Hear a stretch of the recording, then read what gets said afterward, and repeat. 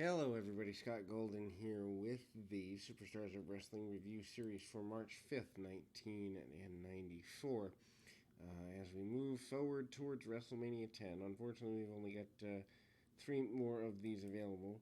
And I say unfortunately because I love covering this old school stuff, even though it's much simpler and there aren't as many high spots. I think that's what makes it great because you tell the story of matches, and the story of matches in enhancement matches doesn't need to be much. The star matters, he is powerful, she is powerful, and there you go. Anyway, Reno Riggins and Lex Luger are at it. Actually, seeing Luger use a Japanese style arm drag is kind of ironic. Of course, Luger going along to become the man to challenge Yokozuna at WrestleMania 10. Riggins gets a few shots in with some basic choking and shoulder tackles and the like. Obviously, the winner of Yoko and Luger face Brett, and Luger, showing the sign of the torture rack, takes his man up across the shoulders, and away we go.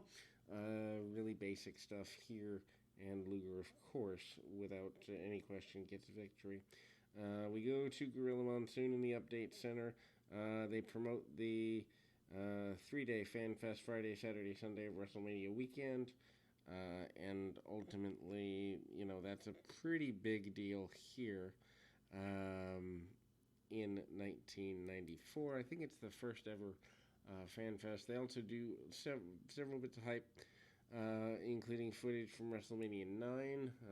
The Undertaker against Giant Gonzalez is revisited. The fact that The Undertaker, I don't believe, is on WrestleMania 10 is kind of odd to me, but I think he needed some time off and may have even had the birth of one of his children around this time from a previous marriage than the marriage he's in now. Jeff Jarrett with a bunch of tassels in an enhancement match here in 1994, shot to the back, and short tackles by Jarrett. Jarrett continuing to be in control of the match in ways that make sense to him. Cutoffs, and Jeff Jarrett obviously goes after the enhancement talent pretty aggressively, including a leaping DDT, and eventually Jarrett rolls his man over and tries to get a victory. Gets the victory with a DDT. Doesn't use the figure four quite yet. Cy Sperling hyped for the appearance at WrestleMania. Crush and Randy Savage again talk about wanting to get their hands on each other. Crush says that Savage is a traitor. Savage says the same about Crush, and away we go. To think that that is the match that is fourth from the top, it's just interesting to me, especially since Savage is pretty well done in major programs after this WrestleMania 10 deal here. As he leaves, I believe, in November of 1994. Brooklyn Brawler and Doink with Dink is up next. Shoulder tackles and shoulder stuff by Doink. Doink with the hip lock takeover and other basic maneuvers. Brawler tries for a clothesline, does not succeed, gets hip tossed again, and away we go. Doink actually hits a drop kick, which I believe at this point is Ray Apollo in 1994. Brawler uses some cheating to get Doink down, hits a shot to the groin, and basic stuff here. Big body slam by the Brawler along the way. Doink eventually gets the victory in short order. And then we go to more plugs from Cy Sperling. Diesel comes in. Diesel facing off against Rich Myers. Enhancement talent here. And Myers moves out of the way, gets a couple of punches in on Diesel, but obviously not going to go anywhere. Diesel hits the big boot, followed by the power bomb, and Shawn Michaels very happy with his bodyguard being in the position that he's in. Donnie Wahlberg of New Kids on the Block, among other celebrities, as part of WrestleMania 10. Just a very bizarre thing here. Cy Sperling there, Burt Reynolds there as well. I believe Reynolds is the ring announcer. Jim Cornette lets us know that he knows that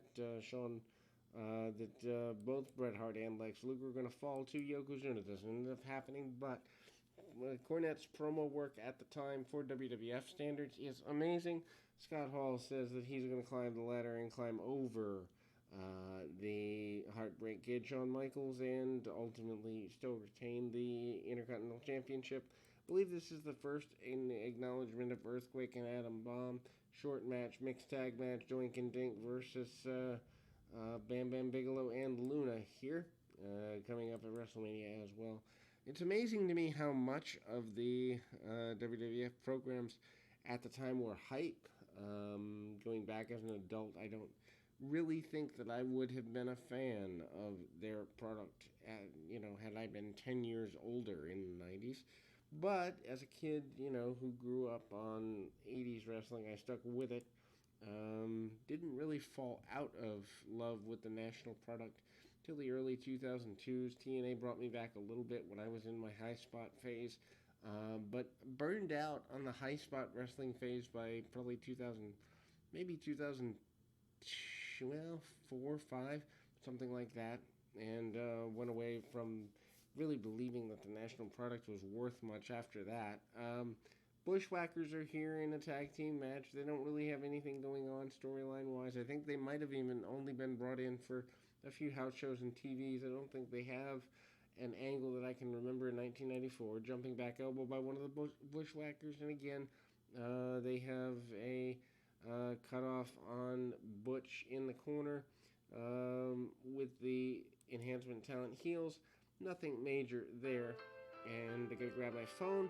So we will be back in 2 shakes of a lamb's tail right after this. And again, I mean, when you have the Bushwhackers, you're basically having a really basic match anyway. Even in their pushed days, things were much more basic than they are now. In any event, I mean, as moving towards WrestleMania 10, Bushwhackers are not really a part of that, as they are not part of that process. Owen Hart is on the funeral parlor. He basically says that he has been in Bret's shadow for far too long, promises that he will stand in the way of Bret winning their match, but also the championship.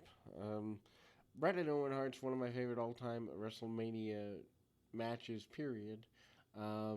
Easily in my top 5, might even be in my top 3 of all time. Just because at the time I remember having a friend over who was not a wrestling fan, and by the end, and we were kids, WrestleMania 10, 1994, I was, 13 years old, and he was probably maybe a year or two older than me either side, but anyway, he goes, I get why you watch this stuff, on the basis of that match, and he had made fun of me during it prior. So, Crush is in an enhancement talent match here. Punches, kicks, fresh slam, and the cranium crunch as a way to keep going. Once again, Quebecers kind of go at Men on a Mission as not the best challengers, and they're not. Men on a Mission promised to win the tag team championships come the WrestleMania day. And so that closes us for today. We'll be back with more right after this.